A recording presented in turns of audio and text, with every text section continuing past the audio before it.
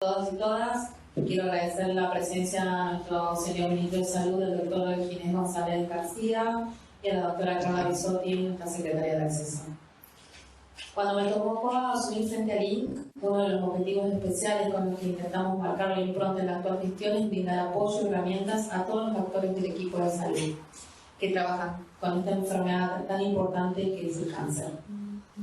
Pero también tenemos un desafío que es no solo llegar a los diferentes actores del equipo de salud, sino también de una manera, creo que transversal e importante, llegar también a aquellos que están esperando la atención nuestra, que son los pacientes que están a lo largo del país. La mejor manera de hacerlo es, como les dije, o como pensamos, es una manera federal, regional y siguiendo los tres pilares de la gestión actual del Ministerio de Salud, que son calidad, acceso y equidad. Este seminario sobre recomendaciones en la atención y gestión de pacientes con cáncer en el contexto de pandemia fue una respuesta a una necesidad que surgía por parte de diferentes puntos del país, con las provincias que estuvimos en contacto, pero también con observar que muchas veces había bajado la consulta al sistema sanitario por enfermedades crónicas más transmisibles, en este caso el cáncer. Debíamos tomar la posta, debíamos tomar esta necesidad y trabajar en conjunto para hoy poder brindar una herramienta que sea de apoyo para todo el equipo en la atención y en la gestión de estos pacientes, tanto con sospecha como con diagnóstico de cáncer. Es por ello que algunos de los objetivos que persigue este webinar son que los equipos de salud tengan herramientas y formación basada en estudios científicos y recomendaciones del Ministerio de Salud de la Nación y de organismos como la Organización Mundial de Salud para poder llevar adelante este tratamiento y este seguimiento de estas personas. Se realizará durante 3 horas de duración, 3 módulos. El primer módulo, quiero equivocar, estará a cargo del plantel docente de la institución, como el segundo y el tercero. Encargarán la situación epidemiológica y gestión de calidad y seguridad de los pacientes oncológicos durante la pandemia por COVID-19. El segundo módulo, recomendaciones generales sobre el tamizaje, diagnóstico y tratamiento del paciente con cáncer y manejo del paciente con alto riesgo de cáncer en contexto de pandemia. El Instituto Nacional del Cáncer, como ustedes saben, en programas de cervicuterino hace provisión e implementación del test de BPH, el virus papiloma humano, el test de sangre oculta en materia fecal, el programa de cáncer colorectal y la provisión de metadona y morfina, que son analgésicos opioides para el Programa Nacional de Cuidados Paliativos. Está dirigido a todo el equipo de salud que participe en la atención de estos pacientes y esperamos de corazón satisfacer sus necesidades, sus dudas y sus consultas. Muchas gracias por la asistencia, por el interés y doy la palabra a nuestra secretaria de Salud, la Carla Bisotti. Buenos días a todos, a todas, acá, allá, de cerquita y de lejos. Saludarlos, felicitarlos y felicitarlas. La verdad es que en el contexto de pandemia, en esta situación que es bien compleja para seguir trabajando en todos y cada uno de los ejes que comentó Patricia de este curso, que son los ejes de trabajo fundamentales del Instituto Nacional del Cáncer, con esa mirada de acceso, calidad y equidad desde la Secretaría de Acceso, articulando con las otras secretarías, con todo el gabinete, con las 24 jurisdicciones, con las sociedades científicas, con todas las áreas del Ministerio, pensar en realmente favorecer el acceso de la población a cada uno de estos ejes y transformar este pasaje de la teoría a la práctica, esta llegada realmente a la población con prevención, con promoción de la salud, con diagnóstico precoz, con tratamiento precoz también y también con los cuidados paliativos cuando toque. Así que la verdad es que es un desafío grande.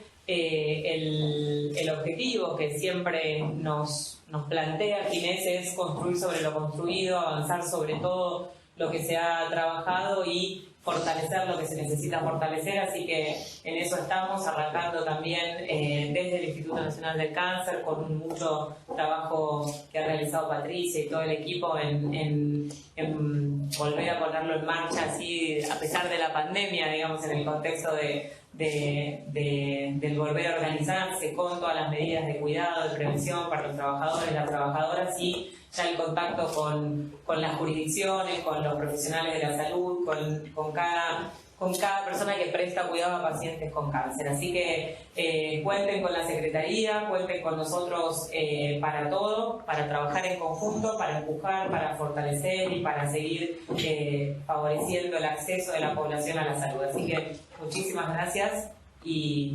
éxitos en el webinar y en todo lo que siga viniendo. Muchas gracias, Carla.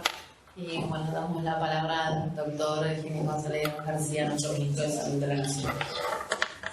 Gracias, Patricia. Bueno, nada, muy contento de estar acá, muy contento de reiniciar con fuerza, como decía Carla. Nosotros creemos en la institucionalidad, también creemos que se encontró muy debilitada esa institucionalidad en el cambio de gestión. De hecho, no solo no éramos ministerio, sino que no había política sanitaria. Creo que tenemos que recrear fuertemente la idea de una política sanitaria nacional, más allá de cualquier ideología o de cualquier pertenencia a los distintos partidos políticos. Y en eso estamos, trabajando con las provincias, trabajando para las provincias, trabajando intensamente, y si bien tiene muchos inconvenientes, lo que nos ha significado la pandemia, también tiene alguna ventaja, como por ejemplo damos cuenta que trabajando juntos nos va mejor.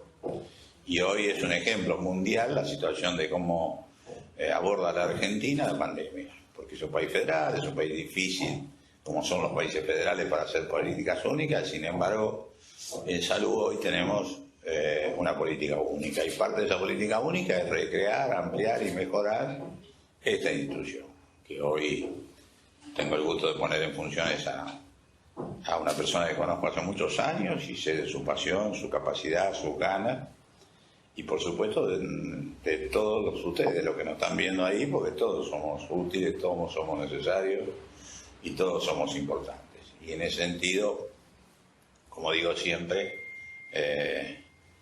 para esa Argentina unida que quiere nuestro presidente, estamos seguros que la salud nos une.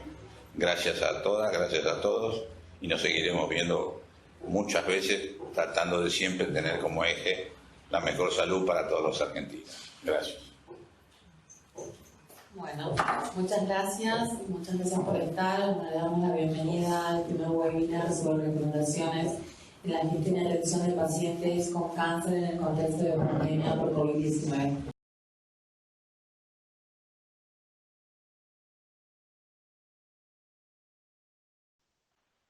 Bueno, parece ser que ahora sí nos están escuchando.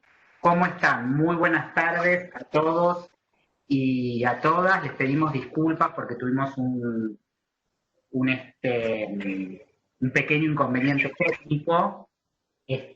Así que sin más dilaciones, vamos a arrancar con la actividad que tenemos pautada para el día de hoy. Webinar que tiene como título Recomendaciones en la atención y gestión de pacientes con cáncer en contexto de pandemia. Queremos darle las gracias a las autoridades del Ministerio de Salud que han acompañado esta iniciativa, al señor ministro, a la señora secretaria de Acceso a la Salud, y también a la gente de Telesalud, que bueno, ha tenido la amabilidad de proporcionarnos la plataforma y el soporte técnico para la actividad. Para dar comienzo, les quiero comentar que la actividad está pautada en 3 módulos. El primero va a dar cuenta de la situación epidemiológica y la gestión de calidad y seguridad en pacientes oncológicos durante la pandemia por COVID-19. El segundo módulo va a versar recomendaciones generales sobre tamizaje, diagnóstico y tratamiento del paciente con cáncer y manejo de pacientes de alto riesgo de cáncer en contexto de pandemia por COVID-19. Y el último módulo estará destinado a temas vinculados a cuidados paliativos en pacientes con COVID-19. Para colaborar y favorecer la dinámica del encuentro y para darle la mayor agilidad posible a las exposiciones, los micrófonos de los y las participantes o asistentes que nos siguen de manera virtual van a estar silenciados. Pero bueno, si surge algún tipo de duda técnica que puedan resolverse con tiempo, van a poder usar el chat virtual que tienen a disposición, y si habría alguna consulta sobre médicos, les vamos a pedir por favor que canalicen estas inquietudes a través del mail que es covidycancer@inc.gov con b.larga.ar. Les reitero, covidycancer@inc.gov.ar es el mismo desde el cual han recibido la confirmación de inscripción y el link de acceso a esta actividad. También les anticipo que al concluir la actividad y antes de solicitar el certificado de asistencia, se les va a enviar por esta casilla un cuestionario que es de carácter anónimo y cuyas respuestas nos van a servir a nosotros para poder evaluar la organización, así como el contenido de las presentaciones de este webinar. Y bueno, ustedes sabrán como objeto poder mejorar la calidad del proceso para futuras ediciones. Bueno, vamos a arrancar entonces con el primer módulo, que como les contaba, va a dar cuenta de la situación epidemiológica y la gestión de calidad y seguridad en pacientes oncológicos durante la pandemia por COVID-19. La primera exposición va a estar a cargo de las doctoras Isabel Ballesteros y Giselle Fatore, que van a presentar la situación epidemiológica actual de los pacientes con cáncer en el contexto de la pandemia por COVID-19. Tanto la doctora Fatore como la doctora Ballestero son parte del sistema de vigilancia epidemiológica y reporte de cáncer del Instituto Nacional del Cáncer. Les pido por favor tengan paciencia, ahora vamos a intentar hacerles el pase a Giselle y a Isabel. Esperemos que salga bien esta vez. Ahí les damos el pase entonces a Giselle e Isabel.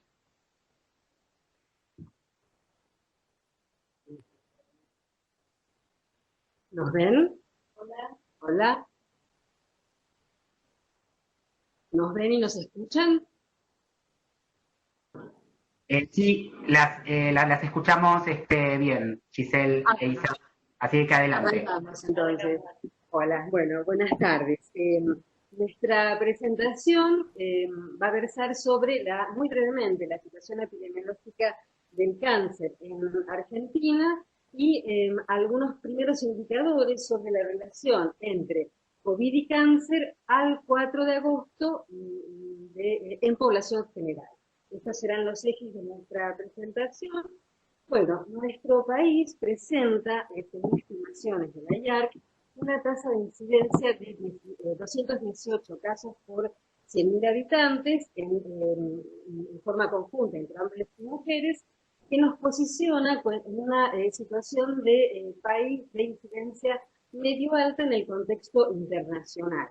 Si tomamos el caso de Latinoamérica, nos situamos en 7º lugar en cuanto a incidencia y en 5º en cuanto a mortalidad.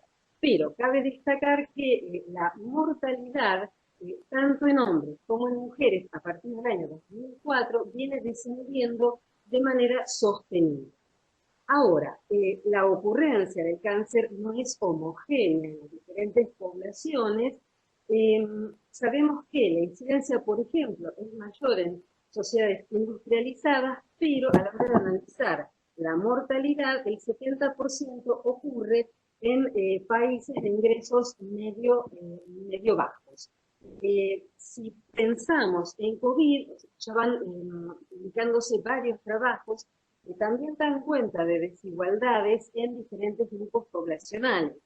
Entonces, si consideramos la sinergia, la articulación COVID y cáncer, probablemente nos enfrentemos a un escenario donde aquellas poblaciones con peores indicadores socioeconómicos quizás tengan desenlaces en cáncer desfavorables en estos grupos.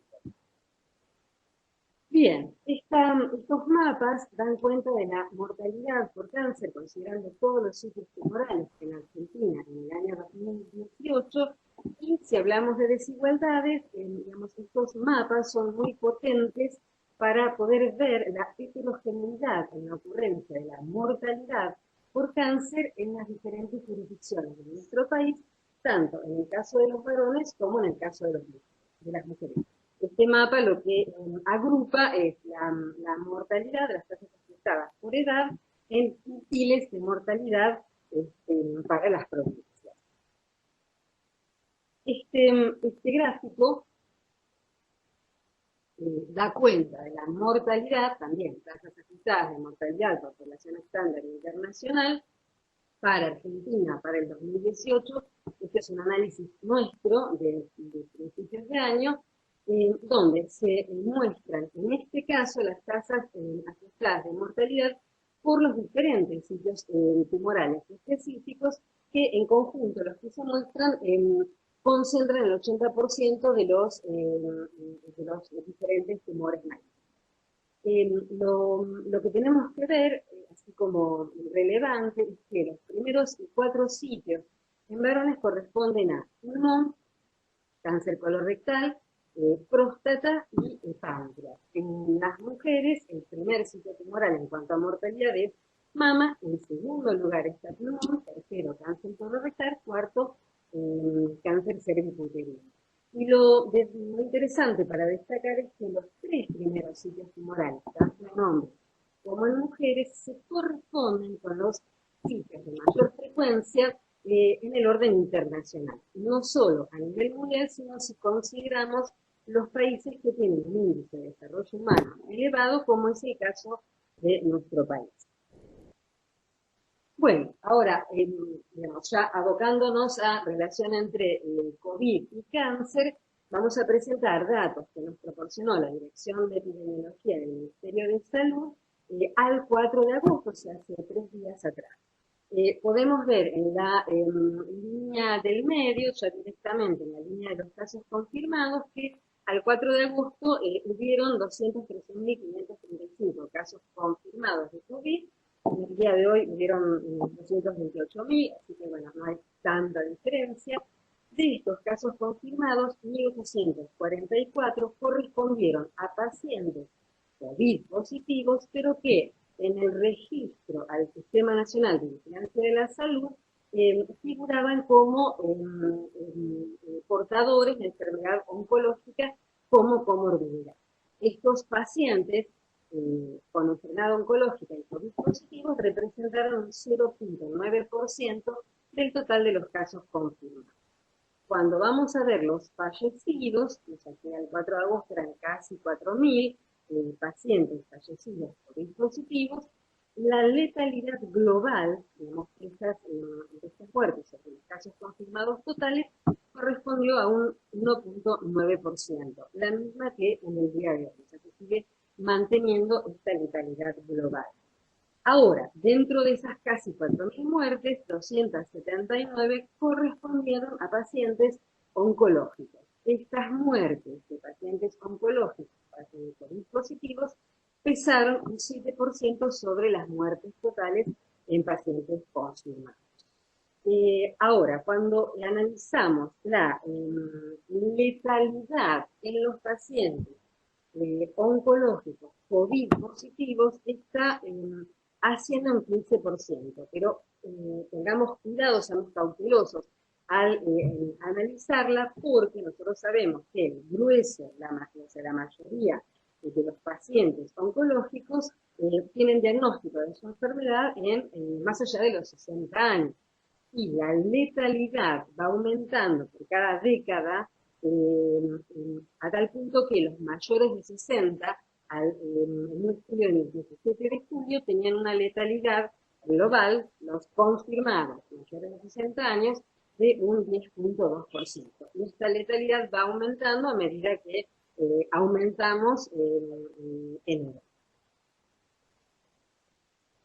Bien, vamos a ver 2 diapositivas que desagregan por sexo y grupo etario decenal los casos confirmados en COVID en pacientes oncológicos. En este caso son el total de los confirmados, donde podemos observar que la mediana de edad correspondió en el grueso de los confirmados oncológicos a 62 años. Y en este caso, con un leve predominio femenino, del orden del 52.6%.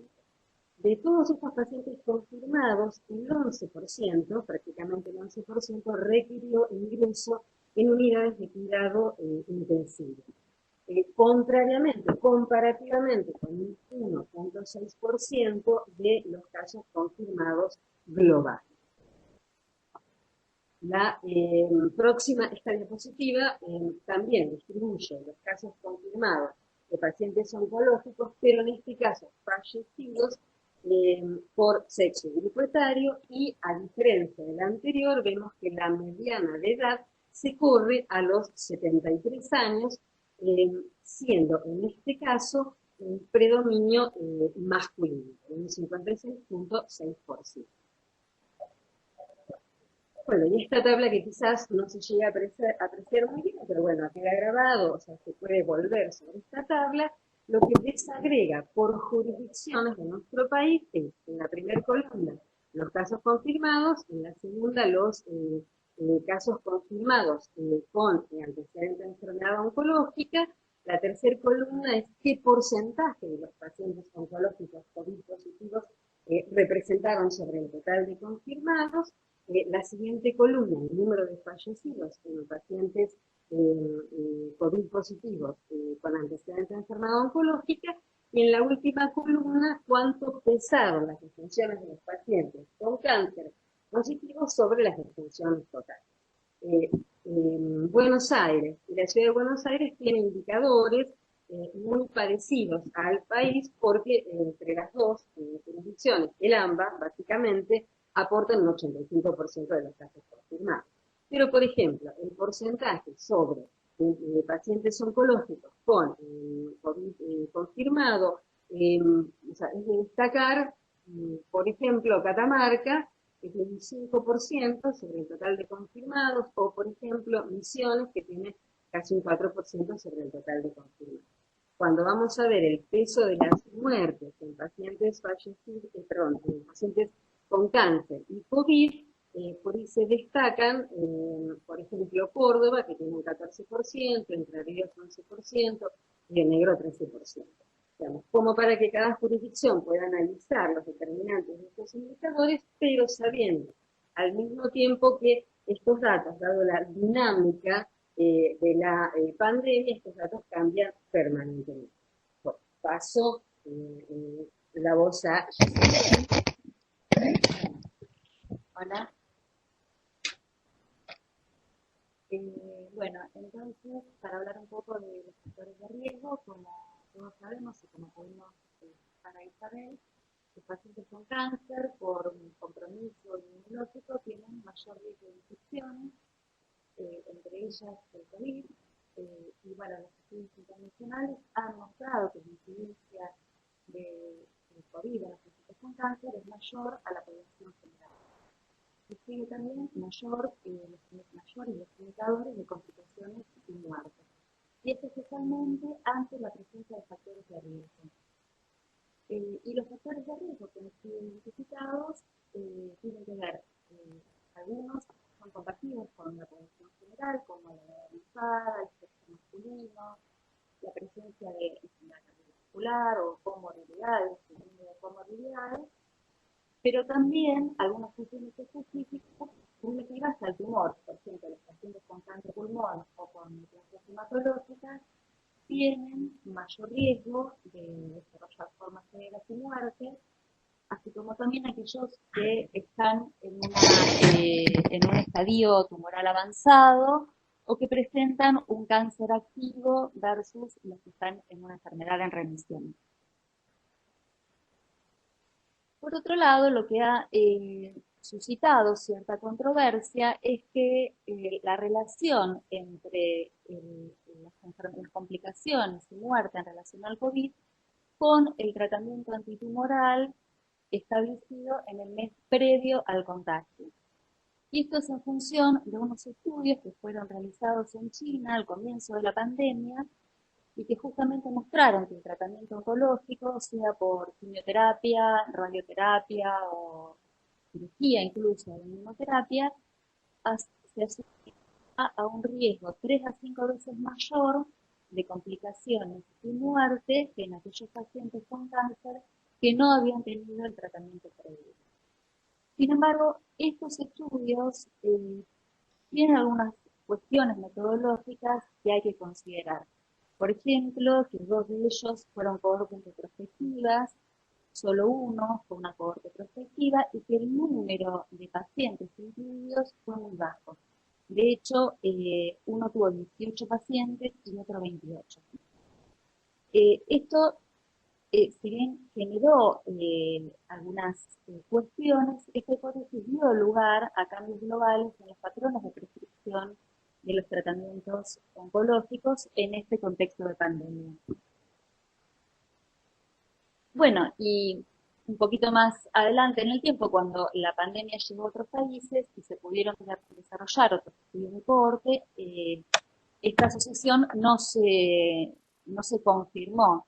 Eso, por ejemplo, el estudio de cohorte de Reino Unido, con 800 pacientes y un multicéntrico de más de 900 pacientes, concluyeron que la administración de quimioterapia en las 4 semanas previas a la confirmación de COVID-19 no predecía complicaciones severas o muerte por esta enfermedad. Un único estudio encontró mayor riesgo de hospitalización y enfermedad respiratoria en aquellos pacientes que fueron tratados con inhibidores de punto de control inmunitario en relación a los no tratados. Bueno, y en función de estos hallazgos, la Asociación Americana de Oncología Clínica no encuentra evidencias suficientes como para recomendar el retraso o la suspensión del tratamiento oncológico. De hecho, varios investigadores y científicos internacionales señalaron que la postergación del tratamiento o la interrupción durante la pandemia podría tener consecuencias peores en términos de mortalidad por cáncer, quizás mucho mayor que lo que se podría atribuir al COVID en sí mismo. Entonces, bueno, y para finalizar, no existen abordajes únicos y guías internacionales hasta este momento, y muchas veces estos protocolos también son actualizados en función de que se trata de una enfermedad nueva. Sí, digamos, las recomendaciones que representan un desafío para los trabajadores de la salud y los oncólogos, recaen en, bueno, considerar un balance entre los riesgos de exponer a los pacientes a infección por COVID en contextos hospitalarios versus el beneficio que traería la realización del tratamiento de manera oportuna. Considerando además que es necesario actuar sobre otras cuestiones, como el que tiene que ver con la interrupción del proceso de atención presencial por el distanciamiento social y que muchas de estas atenciones se están dando a través de la telemedicina o se han interrumpido, y también en relación a gestionar los recursos humanos que están siendo limitados en este contexto de pandemia. Muchas gracias.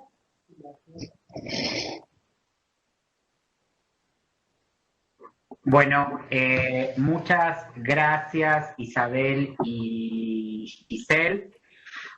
Muy esclarecedora, la verdad, la presentación. A continuación, la doctora Florencia Moreno, que es coordinadora del Programa Nacional de Cuidado Integral del Niño y Adolescente con Cáncer del Instituto Nacional del Cáncer, y que está a cargo además del Registro Oncopediátrico Argentino, ROA, va a presentar el informe de oncopediatría en contexto de COVID-19 y las recomendaciones para la atención de niños, niñas y adolescentes inmunodeprimidos oncológicos en contexto de pandemia por COVID-19. Así que bueno, ahí te escuchamos, Flor.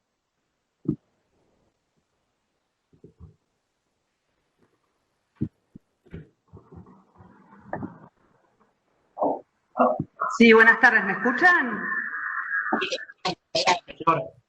Muchísimas gracias, Agustín. Bueno, la idea es compartir en este momento los ejes temáticos que vamos a desarrollar. Tienen que ver con el Registro Oncopediátrico Argentino, con la red de unidades de hemato-oncología pediátrica, plataforma ROA online, pacientes oncopediátricos COVID-19, menores de 19 años, que tenemos un N de 59 casos, y el impacto del COVID-19 en pacientes pediátricos. El registro oncopediátrico hospitalario argentino lleva 20 años, comenzamos a trabajar en el año 2000. Argentina tiene una población de 10.429.071 menores de 15 años y en el registro llevamos registrados desde el 2000 al 2019 26.472 casos de niños oncológicos. La tasa es de 129 por millón, es una tasa ajustada por edad, y el 83% de los pacientes oncológicos son atendidos en hospitales públicos. El promedio anual de casos es de 1.324 casos, hay 489 leucemias nuevas por año, estos son promedios anuales, 125 tumores del sistema nervioso central, 153 linfomas y 430 tumores sólidos.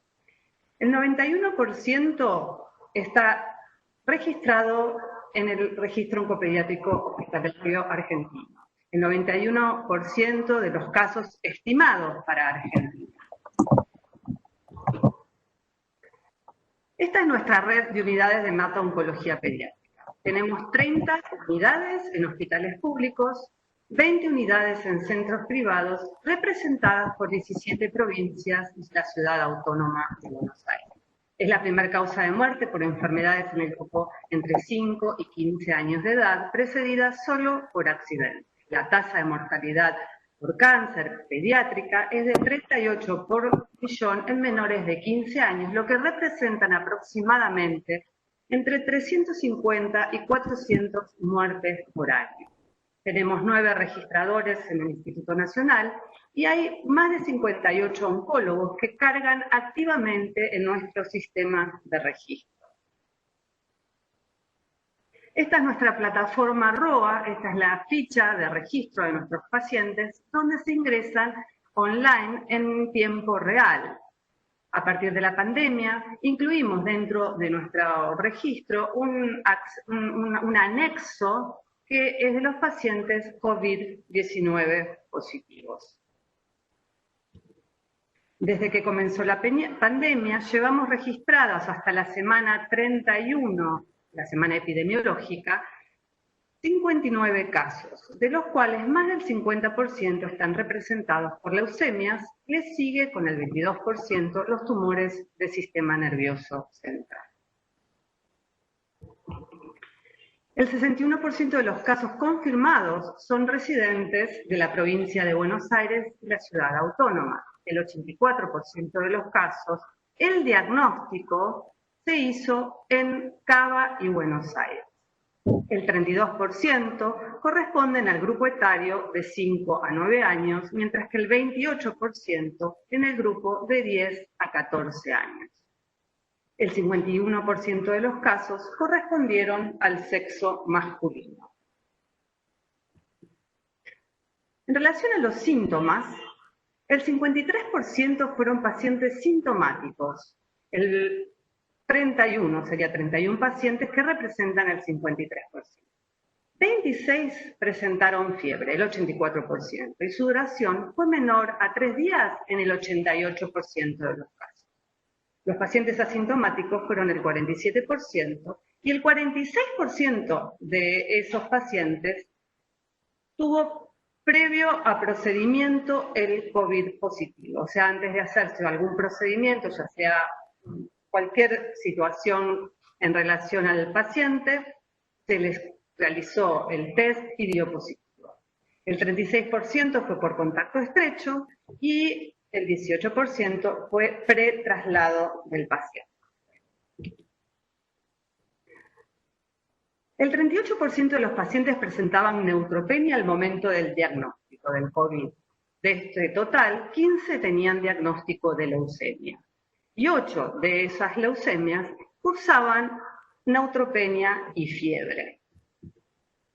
En cuanto a los tratamientos específicos, 2 pacientes con leucemia post-trasplante recibieron como tratamiento plasma de pacientes recuperados.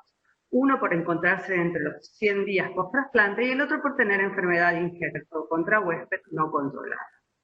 Hasta el momento se notificaron 2 casos fallecidos. El primero por progresión de enfermedad oncológica, un pacientito con un tumor del sistema nervioso central diseminado, y el segundo por shock séptico neutropénico con cultivos positivos a Staphylococcus aureus en un paciente que padecía un retinoblastoma recaído. Esto me gusta compartirlo con ustedes, es casos e incidencia acumulada de bronquiolitis. Dirán, ¿qué tiene que ver la bronquiolitis en todo esto? Pero bueno, con esto yo quiero compartir que en los menores de 2 años, por 100.000 habitantes, total país, desde la semana epidemiológica 1 hasta la 24, se compararon los años desde el 2014 al 2020. Y lo que se puede observar es una disminución vertiginosa de la tasa de incidencia en las bronquiolitis. Quiero aclarar que nuestros pacientes oncológicos tienen hermanitos y tienen muchos contagios, y gran parte de las consultas de nuestros pacientes tienen que ver con intercurrencias infecciosas. Asimismo, también comparto con ustedes cómo se ha negativizado los casos de sarampión en todas las últimas semanas epidemiológicas. Son varios los factores que intervinieron en este descenso de los casos, pero el tema del contagio no es menor. También quiero compartir con ustedes, esto es la admisión en hospital de día oncológica del Hospital Nacional del Hospital Garrahan. Y esto es un comparativo post-COVID, antes COVID. Esto compara en el 2019 y en el 2019 y en el 2020 periodos de admisión mensual, y se ve que hay una disminución importante en los últimos periodos en el 2020. Me gustaría compartir que no se han suspendido los turnos por sospecha diagnóstica, ni por tratamiento, ni por procedimientos. Hubo una reprogramación de turnos de control post-tratamiento. Esta disminución de la demanda de consulta es debida a una reducción, obviamente, del control posterior al tratamiento, pero también hubo una reducción de más del 50% por causas infecciosas. Concluyendo, todas las unidades de oncología pediátrica están atendiendo a los pacientes adaptándose cada una a sus condiciones epidemiológicas. En todas se hace triage de pacientes, área de circulación COVID y no COVID, capacitación del personal, equipos de protección, licencias para el personal de salud con factores de riesgo y equipos rotatorios. Obvio que sí es posible. Tengamos en cuenta que la población de oncólogos infantiles es finita, con lo cual no todos los centros tienen capacidad de hacer rotación. El impacto del COVID-19 en pacientes pediátricos es bajo. Factores negativos que fueron afectados indirectamente por la pandemia son el traslado de muestras diagnósticas, el traslado de los pacientes y personal de salud, irregularidad para conseguir drogas oncológicas. Pero también hubo factores positivos que fueron afectados indirectamente en la pandemia. Una mejor preparación en los servicios de salud para lidiar con las infecciones, el distanciamiento social, lavado de manos, mayor conciencia de las infecciones, uso obligatorio de tapabocas, conllevan a la disminución de intercurrencias infecciosas en los pacientes inmunocomprometidos.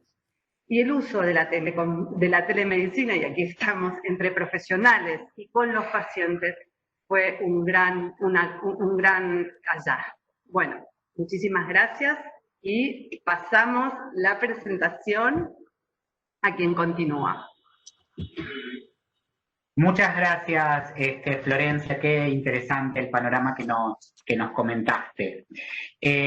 Bueno, para seguir entonces con este primer bloque, la doctora Mónica Confalone Gregorian va a disertar sobre la gestión de calidad y seguridad en la atención de pacientes oncológicos. Mónica está a cargo del área de gestión de calidad y seguridad en la atención del paciente oncológico del Instituto Nacional del Cáncer.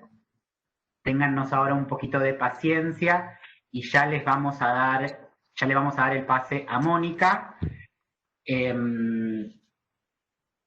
Ahí ya vemos tu presentación, Mónica. Sí, perfecto, se escucha así. ¿Te escucha, Agustín? Sí, te escuchamos perfectamente. Perfecto, muchísimas gracias por el espacio. Vos ahí que estás en la sala del 9, habla bien cerca al micrófono que a veces ahí es donde peor sonido hay. Perfecto, muy bien. Bueno, bienvenidos, gracias Agustín. Bienvenidos a todos los participantes, a todos nuestros colegas y muchos amigos que también vi que ya habían ingresado. En esta final de módulo, nosotros vamos a tratar de abordar la gestión de la calidad y seguridad en estos tiempos de pandemia. El eje temático que vamos a repasar tiene que ver con el impacto de COVID en pacientes oncológicos o previamente en la línea de atención, en su detección precoz, poder garantizar una atención de calidad segura, ver nuestro foco está hacia los profesionales y trabajadores de salud en general de las instituciones y poder, entre todos, llegar a una respuesta de cuál es el rol de los profesionales encargados de seguridad y de calidad. Como objetivos, entonces, ¿cómo prevenir o reducir los riesgos a los que podrían exponerse los pacientes oncológicos en contexto de pandemia?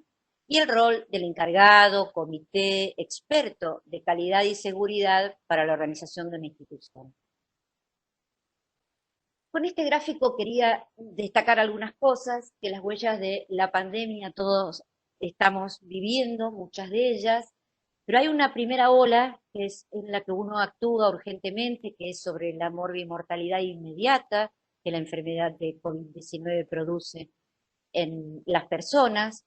Una segunda ola, que es el impacto de los recursos que se redistribuyen para destinarlas a lo que son el COVID, que es la aparición de una enfermedad nueva en medio de una pandemia, casi juntamente con una primera oleada de recuperación de todos aquellos pacientes que han pasado por unidad de cuidados intensivos. Como ven, su comienzo es casi junto, pero uno va observando que tiene en el tiempo, algunas se pueden ir prolongando, no depende de las intervenciones que hagamos. Me quiero centrar en la tercera oleada, que es el impacto de las enfermedades crónicas no transmisibles no atendidas y el cáncer en especial.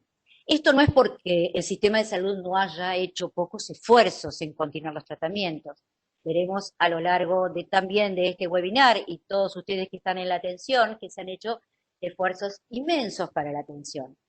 De cualquier manera, yo creo que aquí no hay que olvidar que hay que derribar algunos mitos, porque también la comunidad, las personas que todavía no tenían un diagnóstico definido, han alimentado la idea de que las instituciones de salud son un lugar peligroso y tampoco a veces queda demasiado claro cuáles son los signos o síntomas que sí requieren urgencia o consulta y cuáles podrían esperar.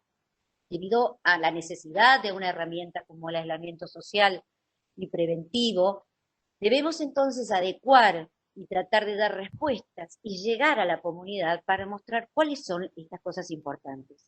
Siempre queremos remarcar desde la seguridad y calidad que con la difusión y la diseminación solamente no se cambian las conductas, con lo cual es importante una intervención hacia las poblaciones en riesgo para que sigan continuando con sus consultas. Por supuesto, nos acompaña una cuarta ola que seguirá, que es aquel del estrés postraumático, de las enfermedades mentales, la sobrecarga y el agotamiento y el daño económico, lógico, global de esta pandemia.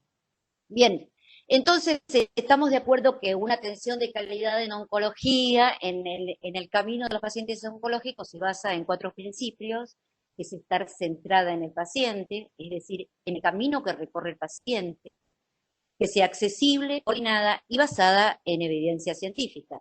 Y en términos de seguridad, nuestro objetivo es, si se puede, prevenir el daño que se pueda haber producido, minimizarlo si este sucedió por omisión o por comisión de una intervención no adecuada. Para enfocar sobre los profesionales de la salud y resaltar la importancia del clima organizacional conformado por personas que sufren también todas estas situaciones que habíamos mencionado previamente, y que esta salud física y social de los profesionales, de todos los trabajadores de una institución, hacen a la atención de la salud. Entonces está este trabajo que ustedes pueden revisar completo, que es una encuesta y una entrevista, o sea, un trabajo cual y cuantitativo, que averigua cuáles son los problemas, las preocupaciones de los integrantes de las instituciones de salud, pero a 30 días de la pandemia. Esto es muy importante que lo remarquemos.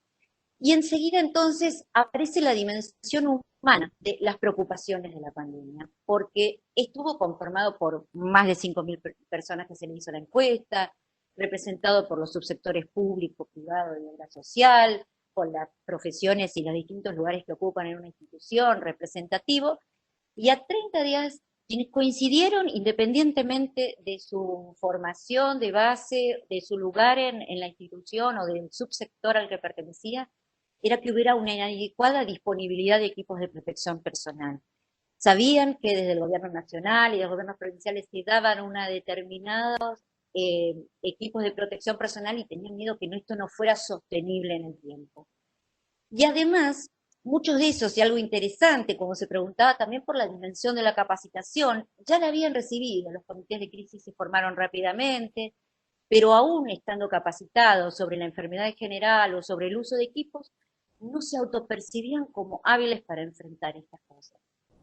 Los otros dos ítems de preocupación común fueron demandas de comunicación institucional, clara y uniforme, que no se contraponga, como en todo sistema nuevo, como en un sistema de crisis donde se requiere de un liderazgo y la comunicación sea clara y uniforme. Y por último, una preocupación que tenía que ver con cuáles serían las estrategias que se realizarían acerca de la contención del personal de salud, siempre pensando en este agotamiento, sobrecarga de trabajo, incertidumbre, este miedo a contagiarse, por contagiar a su propia familia y a sus pacientes, y por la estigmatización propia de una enfermedad nueva. Entonces, les quería mostrar este trabajo que solo sirve para ordenarnos, y este trabajo planteó, es reciente en esta editorial, cuáles serían las estrategias de los 5 pasos para tener una atención en la pandemia del COVID-19 y qué herramientas deberíamos utilizar.